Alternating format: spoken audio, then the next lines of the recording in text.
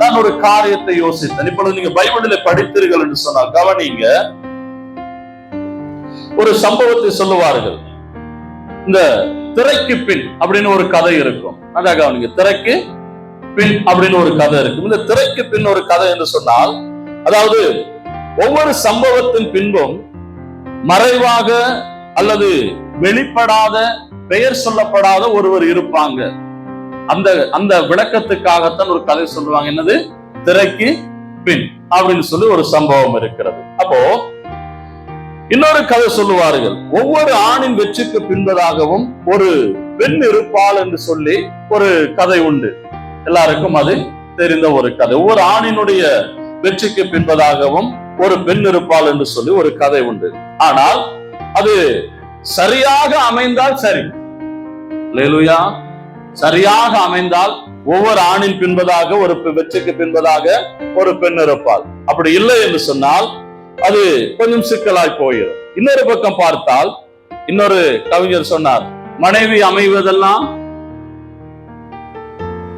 சொல்லுங்க, மனைவி அமைவதெல்லாம் இறைவன் கொடுத்த வரம், பெசகிருச்செண்டா அம்போதான்.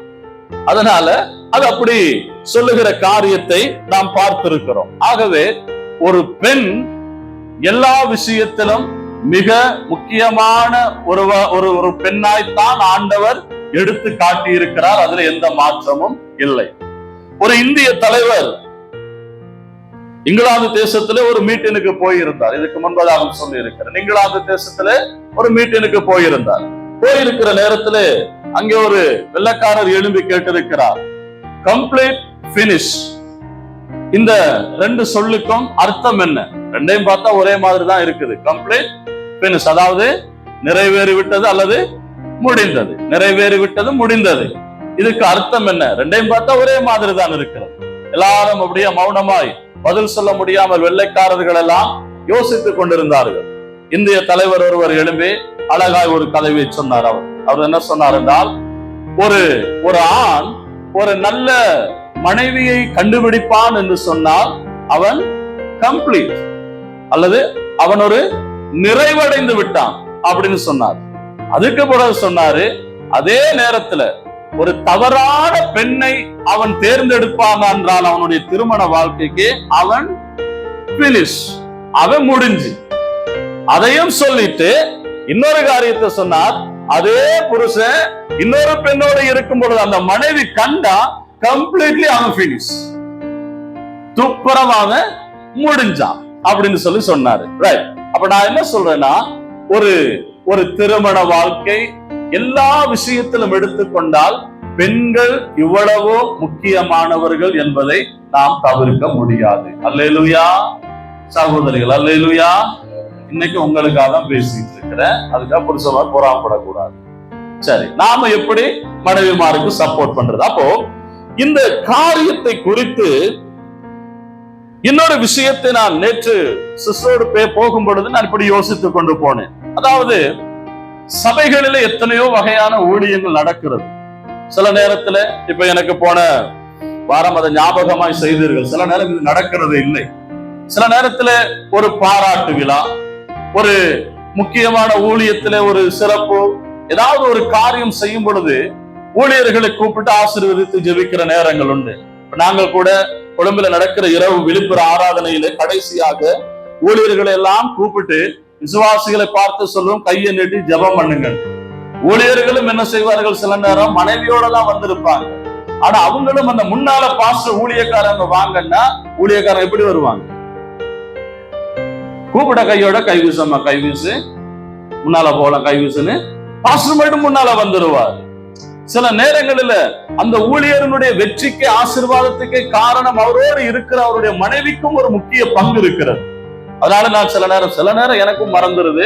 ஆனால் நான் சொல்லுகிறது, மனைவியும் கூட்டிக் கொண்டே வாங்க, வைஃபையும் கூட்டிக் கொண்டே வாங்க. ஏன்னா அவங்களுடைய ஊழியத்துல அவங்களுடைய ஆசீர்வாதம் ஒரு ரகசியம். அவங்கதான் உங்களுக்கு ரொம்ப ஹெல்ப் பண்ணி இருக்கிறாங்க அப்படின்னு சொல்லி. ஆகவே நான் என்ன இந்த காரியத்துல இன்னும் தொடர்ந்து வருவேன் என்று சொன்னால், ஆகவே இந்த விஷயங்களை எல்லாம் பார்க்கிற பொழுது, நான் நேற்று பேசுகிற பொழுது சிஸ்டத்துல சொன்னேன், சில நேரங்களில பாஸ்டரல் ஊழியம் என்று வருகிற பொழுது ஒரு சபையை எடுத்துக்கொண்டால் போதகர் என்கிற ஒரு ஊழியத்தை எடுத்துக்கொண்டால் அங்கே அதிகமான ஆதிக்கம் ஆணாதிக்கமாக தான் இருக்கும், அல்லது பாஸ்டர்மார் ஆண்களாக இருப்பார்கள். ஆனால் சபை என்று எடுத்துக்கொண்டால் அங்கே பெரிய ரோலி, பெரிய பகுதி, பெரிய பங்கு யார் ஒவ்வொரு சபையிலும் வகிப்பார்கள் என்றால் அது சகோதரிகளாகத்தான் இருப்பார்கள். அல்லேலூயா. கையை தட்டி ஆண்டவருக்கு நன்றி சொல்றேன். உண்மையிலேயே இது ஒரு இன்டர்நேஷனல் உண்மை. புரியுதா நான் சொல்றது? இது சர்வதேச உண்மை. இது அமெரிக்காவில் போய் பார்த்தாலும் அப்படிதான் இருக்கும். அங்கேயும் அந்த சபையில் அதிகமாய் பெண்கள் தான் உட்கார்ந்து இருப்பார்கள், ஆண்கள் குறைவாய் தான் இருப்பார்கள். நீங்க இந்த சபையில வேறு எந்த சபையில வேண்டாலும் போய் பாருங்க, இருப்பாங்க. சில நேரங்களில் சில சபையில் ஆண்கள் இருப்பாங்க, ஆனால் அதை விட அதிகமாக பெண்கள் இருப்பாங்க. நிறைய சபைகளில் நாம பார்த்தோம் என்றால் எல்லா விதத்திலும் ஊழியங்கள் நடக்கும், ஒவ்வொரு விதமான ஊழியம் நடக்கும். ஆனால் ஏதோ ஆண்கள் சபையில இருப்பார்கள், ஆனால் அந்த கேமை முடிச்சிருப்பாங்க அந்த சபையில இருக்கிற பெண்கள் தான். கர்த்தருக்கு ஸ்தோத்திரம். இப்ப போன வருஷ வாரங்களில் நடந்த அனிவர்சரி விஷயங்களை கதைத்தோம், சகோதரர்களோடும் கதைத்தோம். சகோதரர்கள் தங்களாலான சில பகுதிகளை செய்து கொடுத்தோம், ஆனால் அதிகமான பகுதிகளை தங்களுடைய வேலை, வீட்டு வேலை, தொழில் வேலை எல்லாவற்றோடும் சேர்த்து பெண்கள் அந்த காரியத்தை செய்தார்கள்.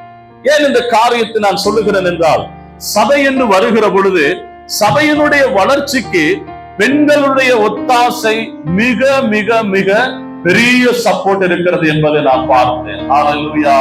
இதுதான் உண்மை, இதுதான் உண்மை. அதுல இன்னொரு உதாரணம், இப்ப சாட்சி சொல்லும் பொழுது பாருங்க, எப்படி இந்த 10 ஒன்று போடுற மாதிரி 10 சகோதரிகள் சாட்சி சொன்னாதான் அதுவும் தப்பி தவறி ஒரு ஆம்பளை சாட்சி சொல்லுவான், இல்லைன்னா அதுவும் இல்ல. ஆனா ஜெபிக்கலைங்கிறதுக்காகவோ என்னவோ தெரியல. சிஸ்டர் சொல்லும் பொழுதுதான் எனக்கு ஞாபகம் வந்துச்சு, மகனுக்கு மெத்ஸ் கிளாஸுக்கு நல்ல டீச்சர் இல்ல. அப்ப 2 பேரும் தான் உட்கார்ந்து கதைச்சோம். நானும் ஜெபம் பண்ணினேன், நானும் ஜெபிச்ச, ஆண்டவரே உங்க ஊழியத்தை செய்யறோம், நாங்களும் வந்துட்டோம், நீங்க தான் எங்க பிள்ளையோட படிப்பெல்லாம் பார்த்துக்கணும், நானும் ஜெபிச்சேன். ஆனா நான் சொல்ல மறந்துட்டேன். இப்ப சிஸ்டர் சொல்லும் பொழுதுதான் ஞாபகம் வந்துச்சு, நானும் ஜெபம் பண்ணினேன். நேற்று சொன்னா ஒரு நல்ல சார் கிடைச்சிருக்கிறாரு, சோத்திரம். ஆனா நான் சொல்லல, சிஸ்டர் சொன்னாங்க. சில நேரத்துல ஆண்கள் ஜெபிக்கிறதே இல்லை, அதனால சாட்சி இல்லை. சில நேரத்துல நாங்க ஜெபிச்சாலும் எங்களை நாங்களே தைரியப்படுத்திக்கிறது, அது நடந்துச்சு தானே, தெரியும் தானே, இது என்ன சாட்சி அப்படின்னு எங்களை நாங்களே தேர்ச்சி கொள்ற நேரத்துல வைஃப்மார் மாத்திரம், மனுஷிமார் மாத்திரம், பெண்கள் மாத்திரம் இல்ல, கர்த்தருடைய நாமத்தை மகிமைப்படுத்தணும்னு அவங்க எழுதி சாட்சி சொல்றாங்க. அல்லேலூயா. இது இங்க மாத்திரம் அல்ல, எந்த சபைக்கு போனாலும் அந்த காரியம் இருக்கும். ஆனா நான் இல்ல சாட்சி சொல்ல தேவையில்லை, கர்த்தரால பார்த்து கொள்வார்னு சொல்லி என்ன நானே தேர்ச்சி கொண்டு அந்த சாட்சியை நான் மூடி மறைத்தேன். ஆனா இங்க 10 சகோதரிகள் சாட்சி சொல்லுவதன் மூலம் என்ன நடக்கிறது? அங்க வந்த ஒரு புது ஆள் தைரியப்படுத்தப்படுகிறாங்க. பெண்கள் சாட்சிகள் ஒரு 5-6 பேர் சாட்சி சொல்லப்படும் பொழுது அவங்களுக்கு ஒரு நம்பிக்கை வருகிறது, ஓ ஜெபம் பண்ணின பொழுது இது நடந்திருக்கிறது என்று சொல்லி அந்த விதத்திலையும் பெண்கள் தேவனுடைய ஊழியத்தை செய்கிறார்கள். அதுதான் உண்மை. ஆகவே சில நேரத்துல ஆண்கள் சில நேரத்துல நாங்க எங்களை மறைத்துக் கொண்டாலும் பெண்கள் சாட்சி சொல்றதுல கூட ஊழியம் செய்கிறார்கள். ஒரு ஜெப ஊழியத்தை போட்டால் சில நேரத்துல ஆண்களுக்கு நேரம் இருக்கும் ஜெபிக்கிறதுக்கு, ஆனால் எப்பொழுதுமே உலகத்துல நாங்கள் ரொம்ப பிஸி மாதிரியே எங்களை காட்டிக்கொள்றது, ரொம்ப பிஸியா இருக்கிற மாதிரியே காட்டிக்கொள்றது. அதனால இப்ப நான் யாரையாவது சொல்றேன், சபையில நாம அந்த பின்னரம் ஒரு செவ்வாய்க்கிழமை ஒரு 7 மணிக்கு இங்க சபையில ஜெபம் பண்ண போடுவோமே, மென்ஸ் சொல்லுவாங்க, என்ன சொல்லுவாங்க, நீங்க இன்னும் சொல்லல, இனிமேல் சொல்லாதீங்க, உங்களை போடவும் மாட்டோம். மென்ஸ் சொல்லுவாங்க, என்ன சொல்லுவாங்க, எங்க பாஸ்டர் நாங்க வேலை 9 மணிக்கு போட்டாலும் வேலை அப்படின்னு சொல்லி எங்கெல்லாம் நாங்களே காப்பாற்றி கொள்ளுகிறோம். ஆனா ஒரு வேலை எப்படியோ தாய்மார கேட்டா வேலைதான், புள்ள படிப்பு, டியூஷன், ஏத்தி இறக்கி, உடுப்பு கழுவி, சாப்பாடு, அது இது, சட்டி பானை, தண்ணி, வீடு கூட்டி, உடுப்பு கழுவி, மடிச்சு தட்டி வச்சு, புருஷனுக்குரிய வேலையெல்லாம் செஞ்சும் ஒரு 7 மணிக்கு ஜெபம் போட்டிருந்தால் அதையும் சபையில பெண்கள் செய்வார்கள். அல்லேலூயா, அல்லேலூயா. ஊழியத்தில் பங்கெடுக்கிறார்கள். ஏன் இந்த காரியங்களில் நான் சொல்லுகிறேன் என்றால், மறுபடியும் சொல்லுகிறேன், இந்த விஷயங்கள் எல்லாம் இன்றைக்கு திருச்சபையிலே சபை வளர்ச்சிக்கு இருக்கிற சகோதரிகளே, அம்மாமாரு, உங்களுடைய ஒத்தாசை 100க்கு 1000% இந்த திருச்சபைக்கு தேவை. ஹல்லேலூயா, ஹல்லேலூயா. இந்த திருச்சபைக்கு தேவை. தாய்மாருடைய ஒத்தாசை தேவை. உங்களுடைய பிரயாசம், உங்களுடைய சப்போர்ட் தேவை. ஏனெனில் நீங்கள் செய்கிறது எதுவுமே வீணானதல்ல, வீணானதல்ல. ஒரு ஆண்களாய் சில நேரத்துல இப்போ அந்த சகோதரி சாட்சி சொல்லும் பொழுது நாம யோசிக்கிறோம். சில நேரம் எங்களுக்கு வாய்ப்பு இருந்தாலும் ஒரு இல்ல திருச்சபை, ஒரு ஹவுஸ் சர்ச் நாம செய்வோம் என்று சகோதரர்கள் சில நேரம் நாம யோசிக்கிறது குறைவு. ஆனால் சகோதரிகள் யோசிக்கிறீர்கள், ஒரு இடத்துல ஒரு பிரேயரை நாங்க தொடங்கணும், ஒரு ஹவுஸ் சர்ச்சை தொடங்கணும் என்று சொல்லி. ஆண்டவருக்கு சொல்றோம், நீங்க தொடங்குங்க. ஆண்கள் நாங்க எங்களால முடிஞ்ச சப்போர்ட்டையாவது செய்கிறோம். ஆட்டோ இருக்கிறவர் ஏத்தி இறக்குவாரு, வேன் இருக்கிறவரு ஏத்தி இறக்கட்டும். இதையாவது நாங்க உங்களுக்காக செய்கிறது நல்லது. பொருளாதார கேட்டுக்கொள்றேன், அந்த சைக்கிள்ல பார்த்து ஓட முடியலன்னா சின்ன செலவுனா பார்த்து செஞ்சு கொடுங்க. ஆமாவா இல்லையா?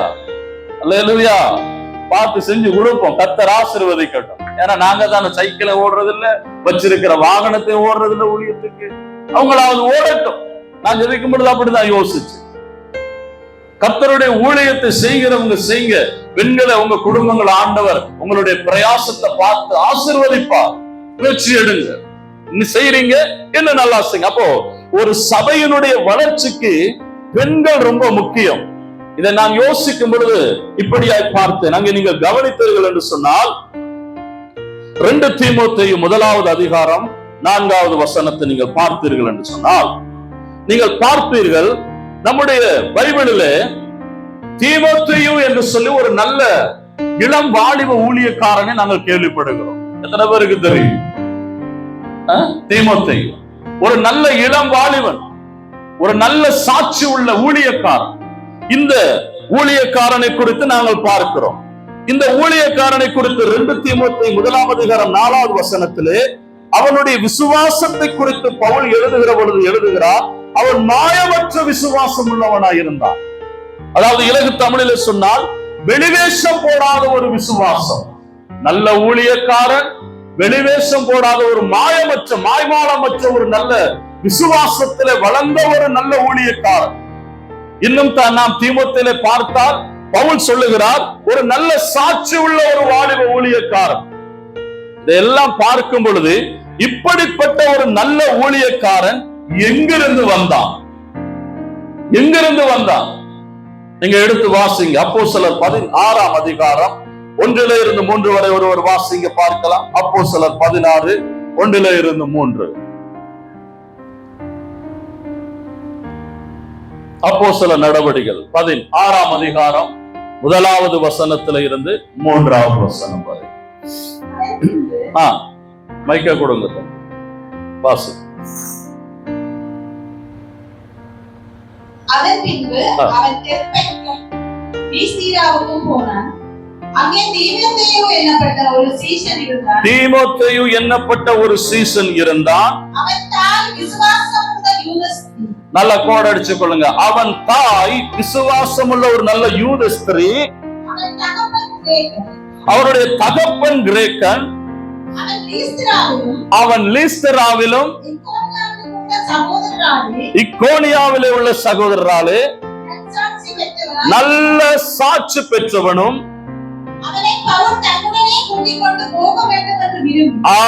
அவனை பவுல் தன்னுடனே ஊழியத்துக்கு கூட்டிக் கொண்டு போக வேண்டும் என்று விரும்பி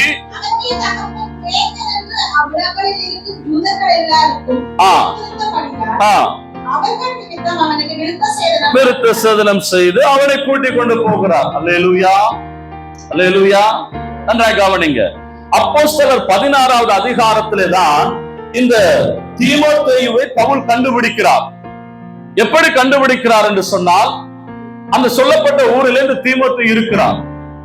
அவருடைய குடும்ப பின்னணியை பார்த்தால், குடும்பத்து தாய் ஒரு யூத பெண்.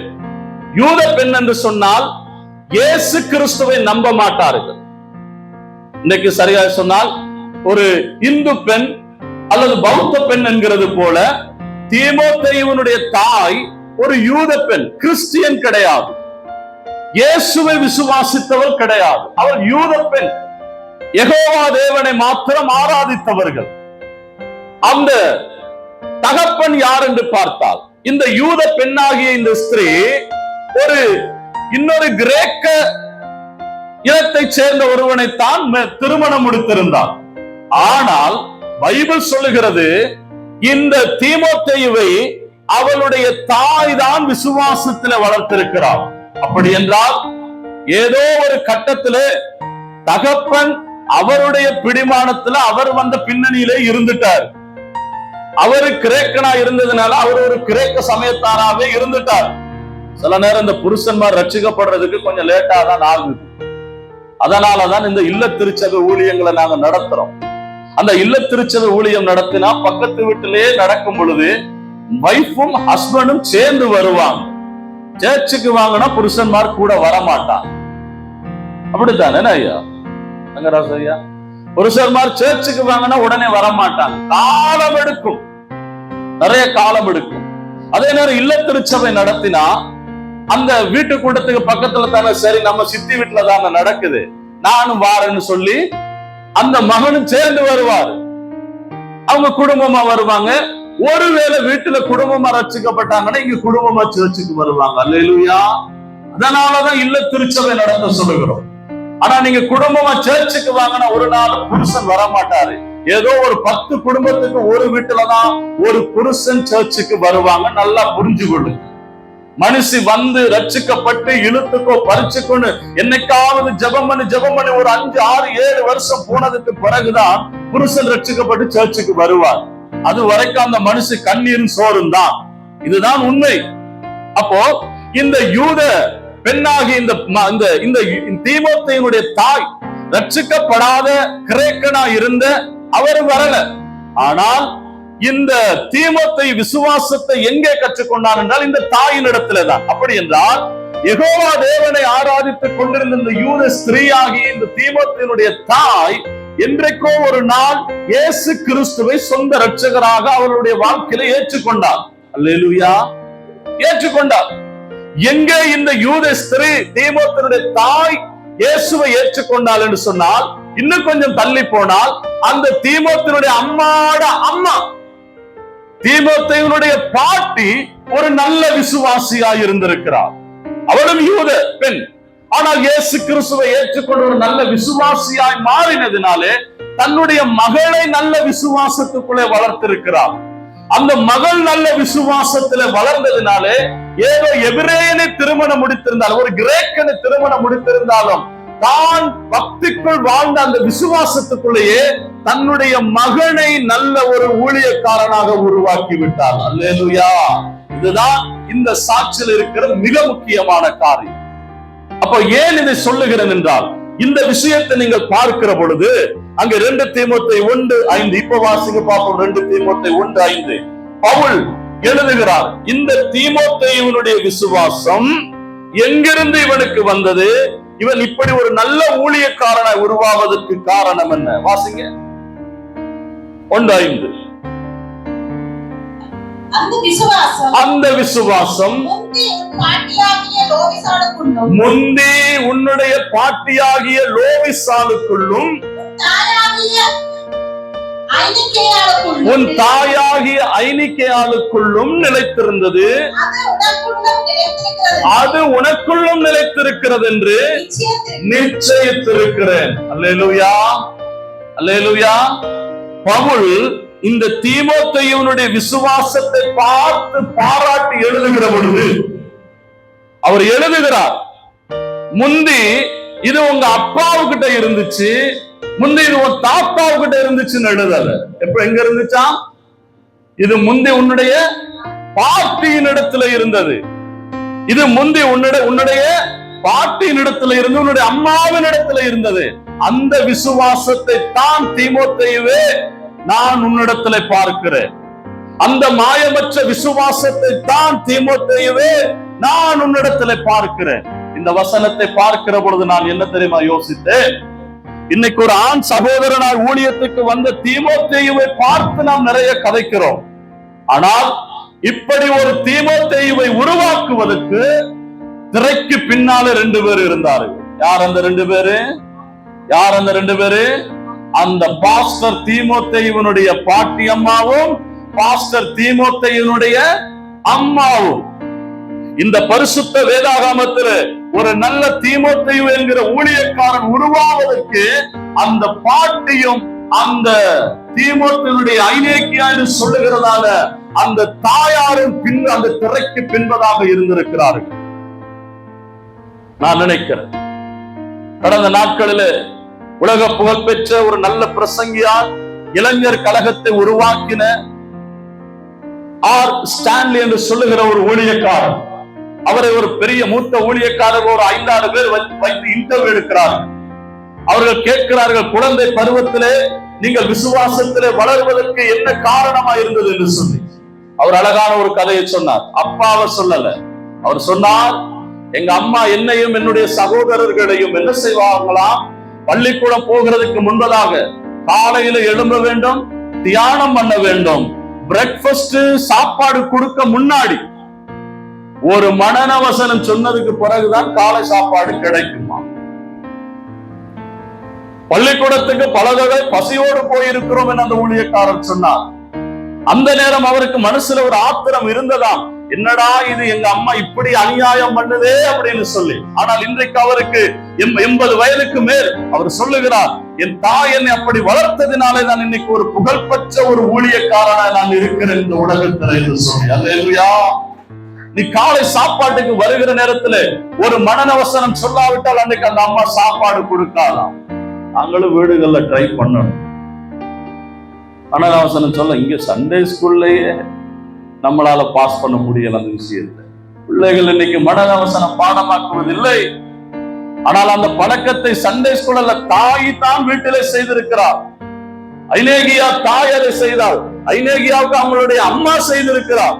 அப்படித்தான் அந்த விசுவாசம் வளர்ந்து பைபிளில் இருக்கிற ஒரு நல்ல தீமோத்தேயுவை உருவாக்கி இருக்கிறார்கள். அருமையான தேவனுடைய பிள்ளைகளே, சகோதரிகளே, நான் உங்களுக்கு சொல்லுகிறேன், இதனாலேதான் ஒரு திருச்சபையிலே பெண்கள் நீங்கள் ஒரு பெரிய ரோல் செய்து கொண்டிருக்கிறீர்கள்.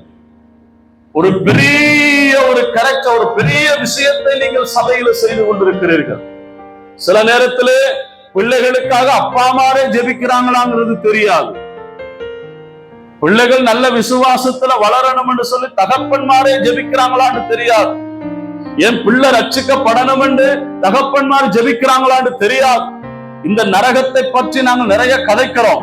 அக்னி, பாடுகள், உபத்திரவம் இருக்கிறதுன்னு நாங்கள் சொல்லுகிறோம். ஆனால் நிறைய அப்பா அம்மாருக்கு அதை குறித்தெல்லாம் கவலை இல்லை.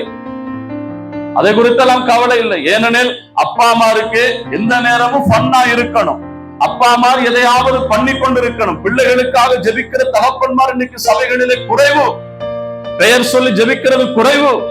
இன்னைக்கு சில நேரத்தை அடிக்கடி எனக்கே ஒரு விஷயம் ஞாபகத்துக்கு வரும். என்ற சிஸ்டர் சொல்ற நேரத்துலதான், சிஸ்டர் தான் அடிக்கடி ஜெபத்துல குடும்ப ஜெபத்துல இருந்தால், ஆண்டவரே மகனுடைய எதிர்கால கணவனுக்காக எதிர்கால மனைவிக்காக சொல்லி ஜெபம் பண்ணுவாங்க.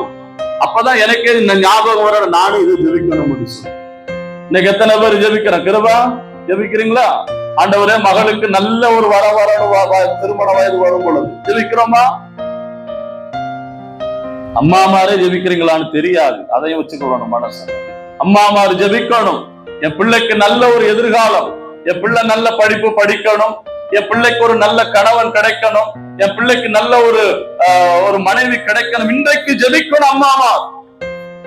பாட்டிமார் இன்னைக்கு பாட்டிமாருக்கு ஒரு பெரிய பொறுப்பு இருக்கிறது. இன்னைக்கு ஒரு நல்ல தீமோத்தேயுவை நாம் பார்க்கிறதுக்கு காரணம் தீமோத்தேயுனுடைய பாட்டி ஒரு காரணம்.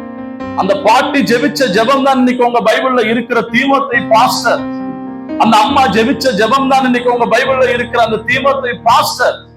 அந்த அம்மா கண்ணீரோடு ஜெபம் சொன்ன பொழுதுதான், அம்மா மகனை காப்பாத்துறது உங்க ஜெபம் தான் காப்பாற்றும், மட்டக்களப்புல காப்பாற்ற முடியாது. சகோதரனை காப்பாற்ற முடியும், அவங்களோட சகோதரிகள் ஜெபிச்சாதான் காப்பாற்ற முடியும். மட்டக்களப்பு மந்திரம் காப்பாற்றாது. உங்க கணவர்மார காப்பாற்ற புருஷ பொண்டாட்டிமாருடைய ஜெபம் தான் காப்பாற்ற முடியுமே தவிர வேற எதுவாலும் காப்பாற்ற முடியாது.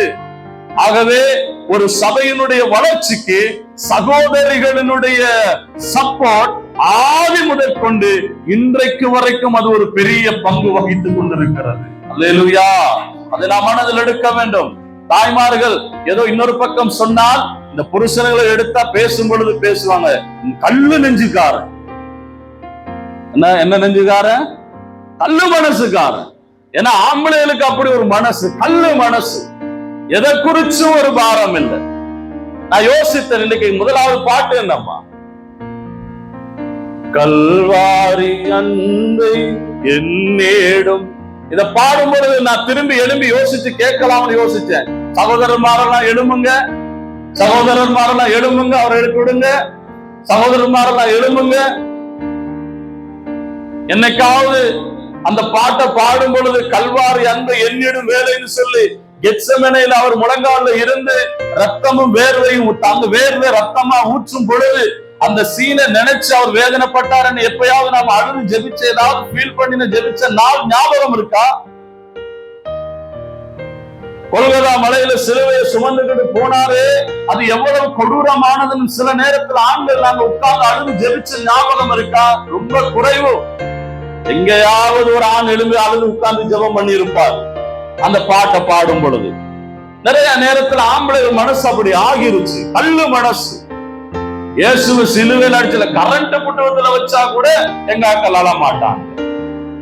ஆனால் சகோதரர்கள் ஒரு வேளை அந்த பாடலை பாடுகிற பொழுது அவங்க ஃபீல் பண்ணுவாங்க, இலகின மனது. அதையே நான் என்ன சொல்லுகிறேன், அந்த இலகின மனதையே உங்க ஜெபத்துல போடுங்க. அந்த இலகின மனதையே உங்க பிள்ளைகளுக்காக ஜெபிக்க போடுங்க. சில நேரத்துல எங்க பிள்ளைக்கு குடும்பத்துக்கு ஜெபிங்கனாலும் ஆம்பளைகள் சில நேரத்துல அந்த பொறுப்பை விட்டுறாங்க, செய்யறது குறைவு. நேரம் கிடைச்ச ஆராதனைக்கு வருவாங்க, கிடைக்கலன்னா வேலையை பார்த்துட்டு போவாங்க. ஆனால் இந்த பெண்கள் தான் என்ன பண்ணுவாங்கன்னா வருவாங்க. இந்த அம்மா சொன்னாங்க பாருங்க, இந்த வாரம் முழுக்க எனக்கு ஒரே கவலை, இந்த வாரம் முழுக்க ஒரே கவலை. ஏன்? வீட்டுல பைசா இல்லைன்னு இல்ல, வீட்டுல அரிசி இல்லைன்னு இல்ல, வீட்டுல சோறு இல்ல, இந்த சபையில இருந்தவங்க பின்வாங்கி போயிட்டாங்களேன்னு கவலையில இந்த வாரம் முழுவதும் அழுது ஜெபித்து. எங்க சபையில இல்ல, நான் வேற சபையில கூட இப்படி ஒரு ஆம்பளை சாட்சி சொன்னதை நான் கேட்டது கிடையாது. ஏன்னா எந்த சபைகளிலுமே ஆண்கள் அப்படி ஜெபிக்கிறது இல்லை. இப்ப ஆண்களை குற்றம் சொல்லுகிறதுக்காக ஆண்கள் நாங்க எல்லாருமே யோசிக்கணும். அவங்க பெண்கள் வைத்திருக்கிற பைபிளை தான் நாங்க வைத்திருக்கிறோம். ஆனால் எங்களுக்கு சபையை குறித்து ஒரு பொறுப்பு, ஒரு பாரம், ஒரு கரிசனை இல்லை. ஏதோ தொட்டுக்கோ தொடச்சுக்கோ ஏதாவது செய்யறோமே தவிர. ஆனால் நான் சொல்லுகிறேன், இந்த சபையினுடைய வளர்ச்சிக்கு பெண்களுடைய சப்போர்ட் மிக மிக பெரிது. அதை நாங்க வரவேற்கிறோம். அல்லேலூயா. சகோதரன் வரவேற்கிறோம் தானே. அவங்களுடைய சப்போர்ட் எங்களுக்கு பெருசு. எங்க வீட்டையும் பார்த்து எங்களையும் பார்த்து சபையையும் தேடி பார்க்கிறார்களே, அவருடைய ஊழியம் பெறுது. ஆகவே தான் இன்றைக்கு காலையிலே நான் தியானிக்கும் பாருங்க, பரிசுத்த ஆவியானவர் அதை எப்படி கனெக்ட் பண்ணி இருக்கிறார் என்று சொல்லி. இன்றைக்கு காலையில ஒருவேளை நீதிமொழிகளை தியானமாய் வாசித்திருந்தீர்கள் என்றால், இன்றைக்கு முதலாவது வசனம் என்ன? இன்னைக்கு நீதிமொழிகள் படி 14வது அதிகாரம் 1வது வசனம் என்ன? புத்தியுள்ள ஸ்திரீ தன் வீட்டை கட்டுகிறாள். கையை தட்டி ஆண்டவருக்கு நன்றி சொல்லுங்க. புத்தியுள்ள ஸ்திரீ தன் வீட்டை கட்டுகிறாள். இப்ப இவ்வளவு நேரம் நான் பேசின எந்த ஸ்திரியை பத்தி தெரியுமா? எந்த ஸ்திரியை பத்தி? எந்த ஸ்திரீ? புத்தியுள்ள ஸ்திரீ. காலையில எழும்புற, காலையில ஜெபம் பண்ற, காலையில பைபிள் படிக்கிற, வீட்டுல துப்புரவா இருக்கிற, சட்டிப்பான கழுவுற, தண்ணி எடுத்து வைக்கிற, புருஷனுக்கு கீழ்ப்படுகிற, சொல்லுபடி கேட்கிற, சபையில உள்ள காரியங்களை செய்கிற, விசுவாசத்துக்கு கீழ்ப்படிந்து ஒழுக்கமான வாழ்க்கை, பரிசுத்தமான வாழ்க்கை, பக்தி வாழ்க்கை, தேவனுடைய ஊழியத்தை செய்யறதும் வீட்டுல உள்ள வேலையை செய்யறதும் இவள் புத்தியுள்ள ஸ்திரீ. இந்த புத்தியுள்ள ஸ்திரீ தான் என்னத்தை கட்டுகிறாள்? என்னத்தை கட்டுகிறாள்? வீட்டை கட்டுகிறாள். வீட்டை கட்டுகிறாள், குடும்பத்தை கட்டுகிறாள், பொருளாதாரத்திலே கட்டுகிறாள், ஒழுக்கத்திலே கட்டுகிறாள், நற்சாட்சியிலே கட்டுகிறாள், விசுவாசத்திலே கட்டுகிறாள், பிள்ளைகளையும் கர்த்தருக்குள் கட்டுகிறாள். இது புத்தியுள்ள ஸ்திரீ. நான் இப்ப மேல சொன்ன லிஸ்ட் செய்யாத ஒண்ணுமே உருப்படாத ஸ்திரீ. இப்ப நான் பிரசங்கம் பண்ணிட்டு இருக்கிறது புத்தியுள்ள ஸ்திரீகளுக்கு தான். சரிதானே? மேல உள்ள ஒன்னை செய்யாத ஸ்திரீ. 2வது லைன் வாசிங்க அந்த வசனத்துல. எங்க நீதிமொழிகள்? புத்தி இல்லாத ஸ்திரியோ வீட்டை கட்டுகிறாள், புத்தி இல்லாத ஸ்திரியோ கைகளினால் தன் வீட்டை இடித்து போடுகிறார். நான் மேல சொன்ன எந்த லிஸ்டும் இல்லாத பின்னால அந்த வீடு கட்டுப்படாது, உருப்படாது, பிள்ளைகள் உருப்படாது, விசுவாசமும் இருக்காது, ஒழுக்கம் இருக்காது, எதுவுமே இருக்காது. நல்லா மனசுல ஞாபகம் வச்சுக்கொள்ளுங்க. பேருக்கு சர்ச்சுக்கு வரலாம், பேருக்கு ஞானஸ்நானம் எடுக்கலாம், பேருக்கு காணிக்க போடலாம், என்ன வேணாலும் செய்யலாம். ஆனா நான் சொன்ன விசுவாச வாழ்க்கை இல்லாட்டி ஒரு நல்ல தீமோத்தேயுவை உருவாக்க முடியாது. உங்க வீட்டுல ஒரு நல்ல சாட்சியை உருவாக்க முடியாது. ஆகவே சபை வளர்ச்சிக்கு பெண்களுடைய பங்கு மிக மிக முக்கியமானது. ஆகவேதான் ஒரு 11 பாடலை பாடினார். ஆவதும் பின்னாலே பாருங்க, அதை கூட நான் காலையில யோசிச்சேன். ஆவதுமானாலே மனுஷன் அழிவதுமானாலே அவர் எழுதல. ஏன்னா தெரியும் அவருக்கு இவன் எல்லாரும் ஒண்ணு ஆக போறதே இல்லை. ஆனா ஒரு விஷயம் இருக்கு, பெண்கள் இந்த உலகத்துல பயங்கரமான மிசைல்ஸ். சரியில்லாத இடத்தை போட்டு தாக்கணும்னா தாக்கிடலாம், அதே ஒரு நல்ல இடத்தை உருவாக்கணும்னா உருவாக்கலாம். ஒரு படிச்ச மனுஷன் எழுதினார், ஆவது பின்னாலே மனுஷன் அழிவதும் பின்னாலே. இன்னொருவர் எழுதினாரு, பெண்கள் வீட்டில் சொல்லுங்க, பெண்கள் வீட்டில் தங்கம்மா, தங்கம் தான், பெண்கள் வீட்டில் கண்கள். யாழ்ப்பாணத்தில் உள்ள பெண்கள் வீட்டில் தங்கம். ஓகே, பெண்கள் வீட்டில் கண்கள். ஏன்னா குடும்பத்துல பெண் மிஸ் ஆகிருச்சுன்னா, பிழைச்சிருச்சுன்னு சொன்னால் அந்த குடும்பத்தை எடுக்க ஒண்ணும் இருக்காது. ஏதோ நல்ல படிச்ச மனுஷன் அந்த காரியத்தை எழுதி இருக்கிறாரு. அப்ப இன்னொரு பக்கம் பார்த்தால் குடும்பத்திலும் சபையிலும் வீட்டிலும் பெண்கள் முக்கியமானவர்கள். அல்லேலூயா.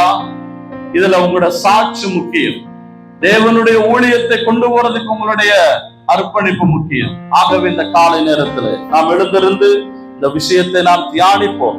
பைபிளிலே பார்க்கிறோம், இன்றைக்கு நாம் தீமோத்தேயுவை குறித்து அதிகமாய் பேசுகிறோம், தீமோத்தேயுனுடைய ஊழியத்தை குறித்து அதிகமாய் பேசுகிறோம். ஆனால் அந்த தீமோத்தேயு உருவாவதற்கு மிக முக்கியமாய் இருந்தது அவனுடைய பாட்டியும் அவனுடைய தாயாரும். அதே போல அருமையான தேவனுடைய பிள்ளைகளே, இந்த சபையிலே ரட்சிக்கப்படாத கணவன்மார், ரட்சிக்கப்படாத புருஷன்மார், ரட்சிக்கப்படாத பிள்ளைகள், ரட்சிக்கப்படாத தம்பி தங்கச்சிமார், நான் பேசிக்கிட்டு இருக்கிறேன். ஒப்பு கொடுத்து எழும்பி இருப்போம். தியான வசனத்துக்கு கவனம் செலுத்துவோம். ஹல்லேலூயா. எழும்பி இருந்து பிள்ளைகளை கையில வச்சிருக்கிறவங்க உட்கார்ந்து, மற்றவங்க ஒப்பு கொடுத்து எழும்பு. பின்னால பிரதர்ஸ் தம்பிமார் எழும்பு. பிரசங்கம் கேட்டதுக்கு பிறகு ஞாயிற்றுக்கிழமை ஆராதனைக்கு வந்தார்.